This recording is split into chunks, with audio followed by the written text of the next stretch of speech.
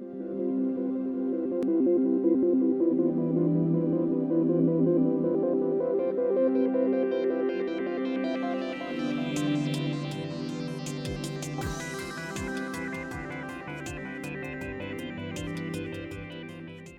delighted that our next speaker is Mel Norman, Theme Champion for Business Models and Growth from the Creative Industries Knowledge Transfer Network. Mel, over to you. Hello. As a vegetarian, I've never been described as the meat of the programme before, but that's quite exciting. So welcome. I'm going to, in the next sort of 10-15 minutes, try and unpack what a business model is. So you have to bear with me. So just want to just go through a couple of things, just a little, I'm standing in front of the screen, just talk to you a little bit about my sort of 2 day jobs. Firstly, I work as a social business consultant. What that means is basically I help companies integrate social and digital media into their business model, strategy and processes. So it's something we're really, really passionate about at Mediasource. And the idea is to try and maintain companies' relevance in the 21st century. My second day job, just gone a bit funny, is I'm currently the Theme Champion for Business Models and Growth for the Creative Industries Knowledge Transfer Network. Try saying that after a few glasses of wine. So what that really means is I get paid for doing a certain amount of activity this year to try and actually help the creative industries understand their business models better and to try and knowledge share across different industries. So looking at ways that we can actually sort of understand emergent business models a little bit better. And the Knowledge Transfer Network, very excitingly, have decided that this is something that they should actually put some money into this year to try and see if we can actually make some change. Okay, I'm going to start off not talking about business models, but I'm going to tell you a little story. So I did humanities course at university, and so I studied things like the culture of Coronation Street and the mythology of baseball. I don't know if anyone else studied courses like that. Right. Basically, that meant I was pretty unemployable at the time, and I didn't really have any useful skills that would benefit me when I left. I really hate saying that in university, but it's true. So what I decided, I was sort of really inspired by people like Anita Roddick, Richard Sempler, and other sort of business geniuses. And I really wanted to learn to run my own business. I had this kind of dream, and I realised I didn't actually have the skills to do that and make that happen.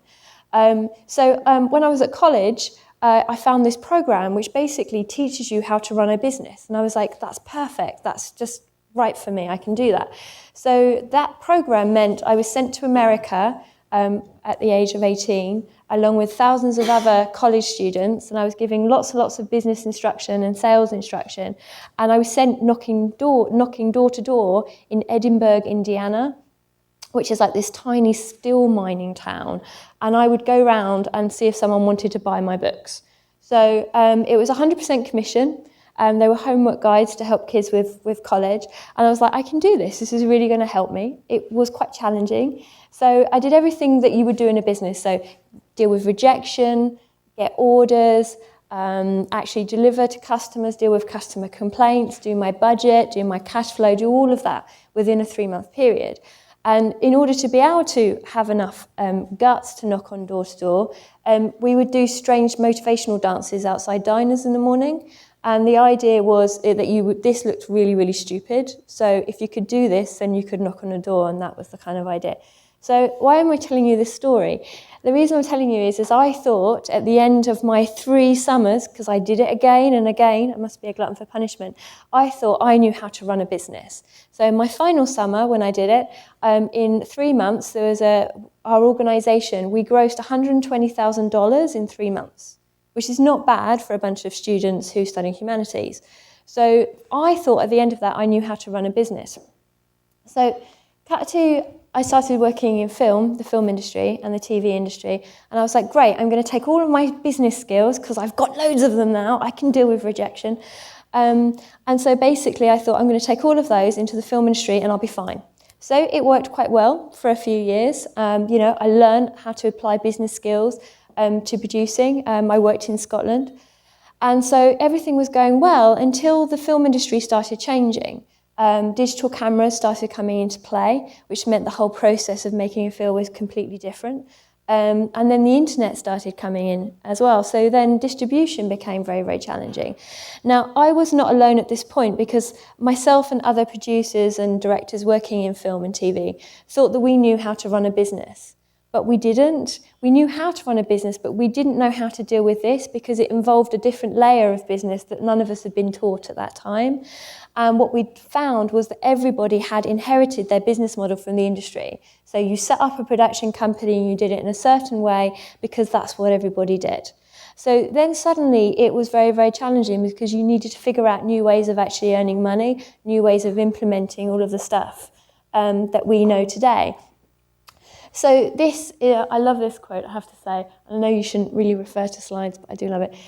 Because I think this is still true today, and we've come really, really far on the creative side when you're talking about digital technology, but I think the business model side is still really quite lacking.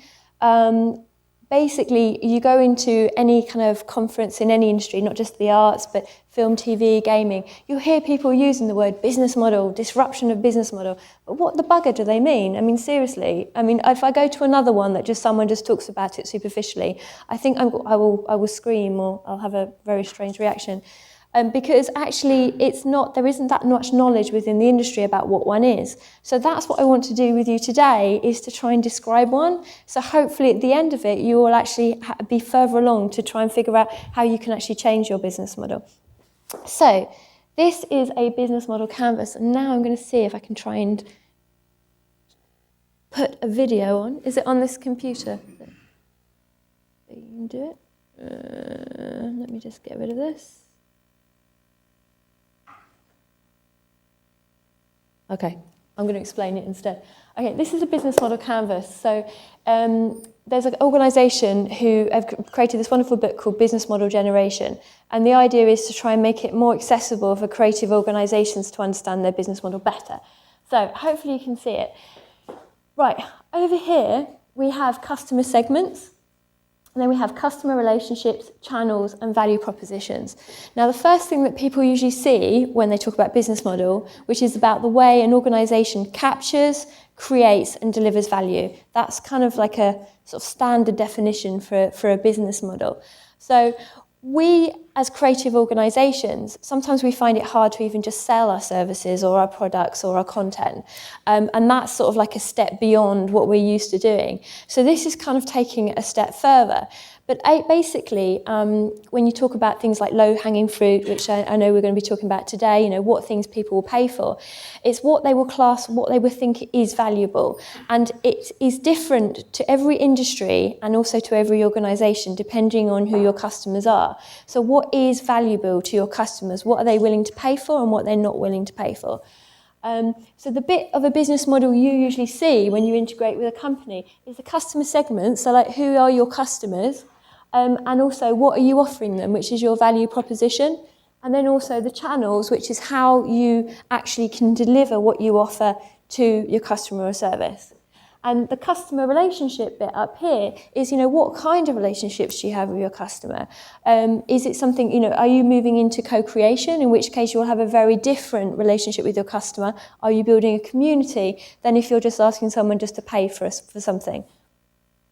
At the bottom is one of the important bits, which is the revenue streams. So with this is, you know, how are you know, what kind of revenue streams, what are you offering to your customers that they will actually pay for? Is it a whole thing or is it a part of something? So this is the side we usually see. On this side, I'm going to move over here, this is the side that's pretty much hidden. So we've got cost structure here. We've got your key activities, resources, and partnerships. So when people are saying, well, I'm having to rechange and develop my business model, it's not necessarily that you're changing how you price something. It might not be that you're changing the way you work with customers, or it might be, but it also might be internally. So is it that you work for a large organisation and nobody really speaks to each other in different silos, so you're actually going to break down that? Is it that you're actually going to build something you haven't built before, and that's basically a key activity? Or is it that you're offering and you have key resources that you can offer to your clients, and also how much it costs? Because you could actually keep your pricing the same, but if you can figure out a way of reducing your costs, then that might be a way of you developing and changing your business model. So you can actually, I've given you the link here, so you can download a copy of this from their website so to be able to play with it. Oh, am I going to... Right, I'm not used to... How do I get it back? Okay.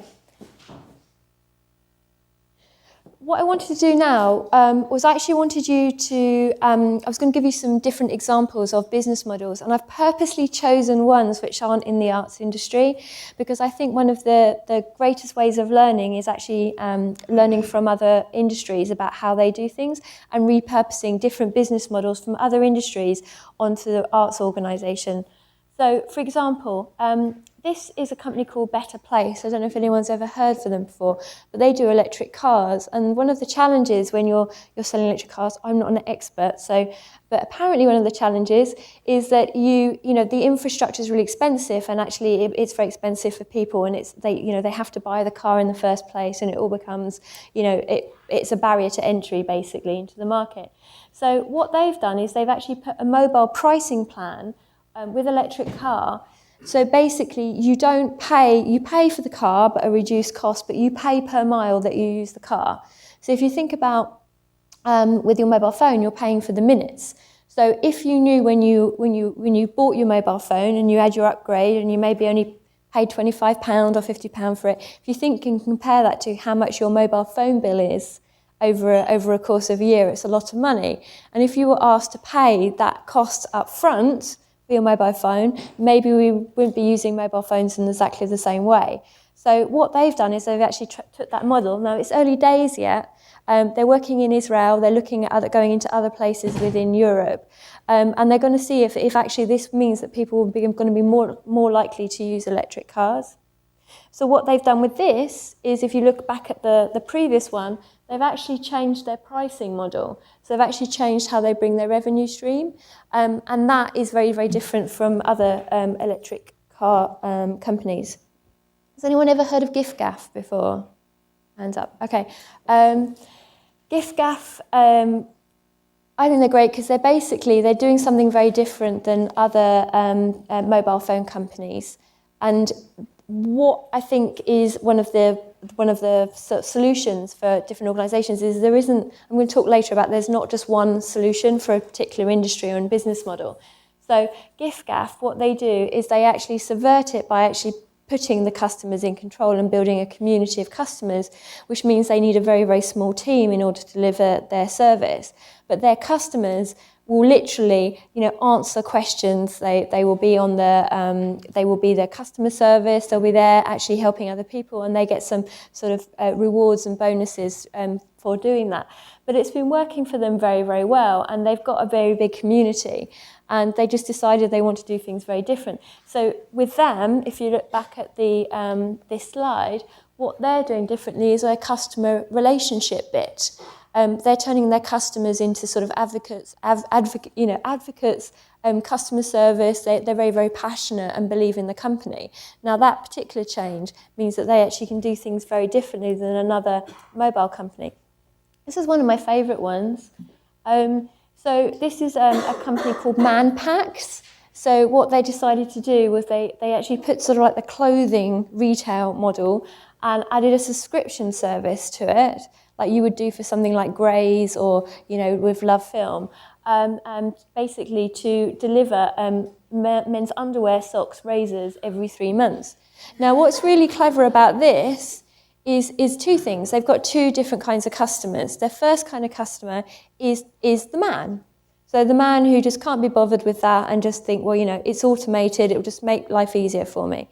The second customer is this girlfriend-approved kind of little thing here, is the partner of said man, because if you think about it, it's an ideal present to buy as a gift, and it will save sort of moaning at, sort of any horrible kind of things to do with underwear. I'm not going to go anymore.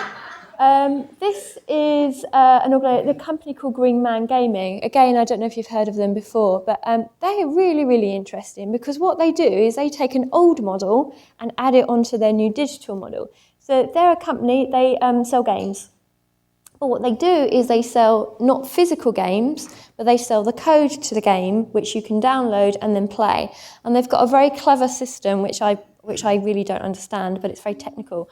And what they do is then you can actually set, when you don't want to play that game anymore, you can send the code back to them, which they will sell in a marketplace, which means you can't play anymore, but for then someone else to buy that code. Now, that is fantastic. So what they're doing is they're sort of taking that kind of second-hand market and actually transferring it to code, which is sort of, they're using an old model, but kind of jazzing it up for the digital age. And even better, what they're doing is depending on supply and demand of code, the price will go up or go down. So if lots of people are sort of fed up with playing a game and they send it all back, then the price will be lower because there'll be lots of code there. And if a game is really, really good and not so many people are sort of, wanting to give it up, if there's one that comes back on the market, then the demand will be huge. So that goes up. So there's just some examples for you. And what I wanted to end with was a couple of sort of thoughts about business model. Firstly is, I mentioned that I've seen in different industries, depending on the industry, for example, publishing at the moment, are really, really sort of like, oh my God, what's going to happen to us, what we're going to do to actually solve our problems. Now, most people are sort of looking to other people and go, I want the answer. Someone give me the answer. I'm going to probably be a bit controversial here and say there probably isn't necessarily one answer for every industry, but what there is there are many, many different ways, depending on the organisation that you are, in order for you to develop your business model. So a very smart guy works for Capgemini, called Guy, actually. He talked about, I went to a talk with him last week, and he talked about a playbook and how companies need to create a playbook for dealing with customers, and sort of, don't look to what everyone else is doing. Think about you and your brand. And I'd like to extend that to think about your business model. You are all very, very different organisations. You have a passion, you're passionate about very, very different things.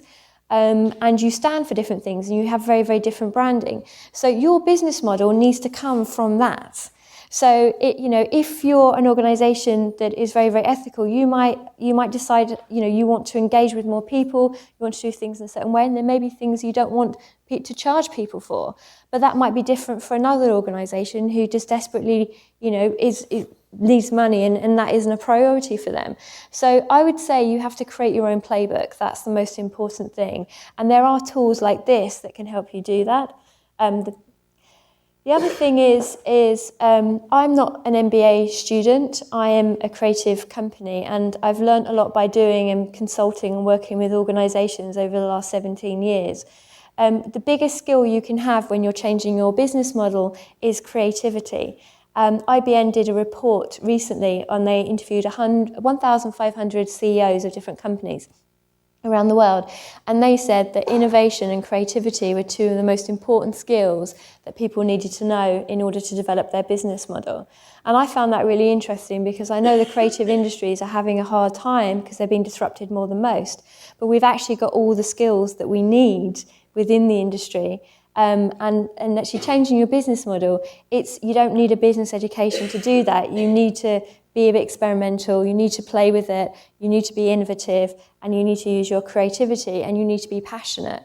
Not everybody, some of these things there aren't the solutions for. Oh, I think something's gone wrong with your presentation. Anyway, the other thing is, we're talking about, Marcus is going to be talking about the idea, and I would say that the idea is the key and is the most important thing. You need to start with that. You need to start with something that you feel passionate about, and the business model should follow on to that.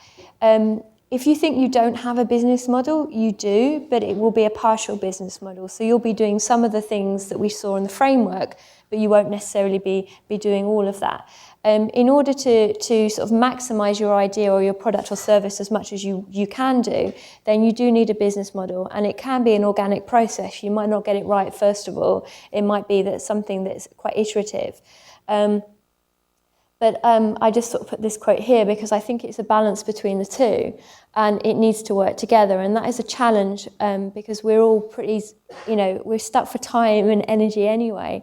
And once you've actually made your thing, then you have to bloody well go and sell it, and now you have to do all of this as well. So it is a pain, But I think once you can get over that hurdle, then there is more freedom and more possibilities. And just to sort of round up, just talking about, we've actually developed a group basically on the Connect website. All the knowledge transfer networks are part of this sort of big, have this online presence that the Technology Strategy Board have built.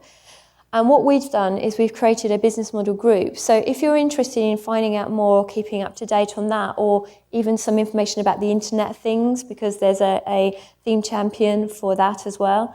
We did with Moo, IDEO and IBM, we created a Leap Day Business Challenge where we've created a worksheet which has 15 questions on it, which will help a company actually develop their business model or review their business model. The Leap Day has now passed, so you won't get any lovely Moo vouchers for taking part.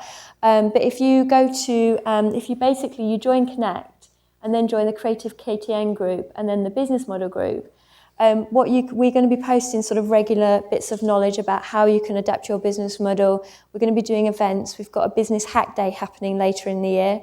And we're also doing roundtable discussions. So it might be something that might be useful for you. And that's pretty much me. So just want to say thank you.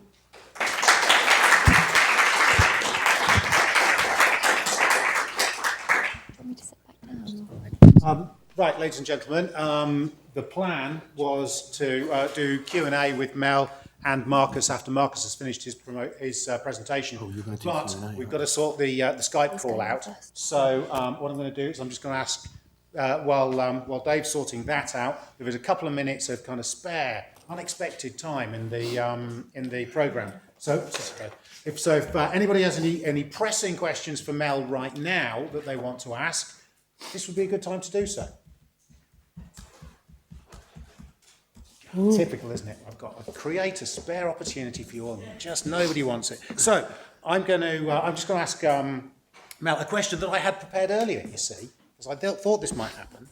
And I'm going to say, so Mel, I was really interested in what you were saying about skills in developing business models, because I think people feel that you need to have business skills to develop business models. What you're saying suggests that that's not necessarily true. I think it's part of it. Obviously, you do need to have some kind of business knowledge, but I think when we're thinking about actually brainstorming anything in the brainstorming process, it's actually a very creative process. And I can't believe I'm saying this, but you do have to think outside the box and think a little bit differently. And that's something that creative people are very good at. And I think it's something that you can actually do either yourself, or one thing I've sort of noticed is if you work with someone like an expert or work with another company, and maybe you can spot things in another person's company and help them better than you'd be able to help your company. And that's something I do quite regularly with different organisations. It's really easier to see the things that you could do if it's not your company. That makes sense. So. Okay. Oh no, loads of questions. Yes, up at the back there. Yes, you. I just wanted to know. Sorry, can you say who you are and where you're from? Hi, my name's Sheila. I run a short film kind of networking platform called Roto Reliefs. I just wanted to know, the canvas, I couldn't really see all the labels on each of the boxes, but are the relative sizes of those boxes kind of indicative of the amount of importance that each of those has within your overall business model? That's a very good question. I didn't design it, so I don't know, but I think what the canvas is used, the idea for the canvas is that you will use it to write down bits of information within the boxes. So the key activities box is quite small compared to the revenue stream box, because maybe that you'll maybe have one or two activities that will deal with your business model, but you may hopefully will have more things to write about in your revenue streams or your customer segments. So yeah. Okay, we're going to now move on to Marcus. So Mel, thank you very much indeed.